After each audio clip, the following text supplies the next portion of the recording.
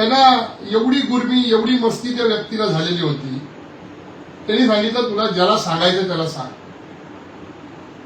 तुला ज्याला सांगायचं त्याला सांग, आणि तुला झेपत नसेल तुझ्या साहेबाला इथं बोलव. ही यांची भाषा होती. त्यांनी फार सौम्यपणे नम्रपणे सांगितलं दर्शननी की आमचे जे साहेब आहेत ते उद्धव बाळासाहेब ठाकरे पक्षाचे जिल्हा प्रमुख आहेत विक्रांत जाधव, आणि ते त्या ठिकाणी पक्षाच्या मिटिंगला गेले. आता ते तुमच्यासाठी कुठनं येणार इथनं, ताबडतोब त्या ठिकाणी त्याला इथं बोलव, तर आता हा विषय सुटेल, नाही तर मी तुझ्या आता लेबरला मारणार, मी तुझ्या लेबरला मारणार. त्यांनी थोडंसं म्हटलं मी पोलिसांना वगैरे सांगितलं, त्याच्यावरती पण त्याची अररावी, कोणाला सांगायचं त्याला सांग.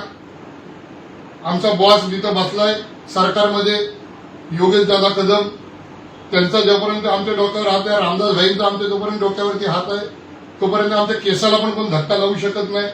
आणि हे काय 10 लाख काय माझे एकट्याचे नाहीये. अण्णा कदम आणि त्या ठिकाणी शशिकांत चव्हाण आमचे जिल्हा प्रमुख, त्या दोघांचा याच्यामध्ये हिस्सा आहे. ते पॅगडोत बसलेत आणि त्यांनी मला हे कलेक्शन करून आणायला सांगितलंय.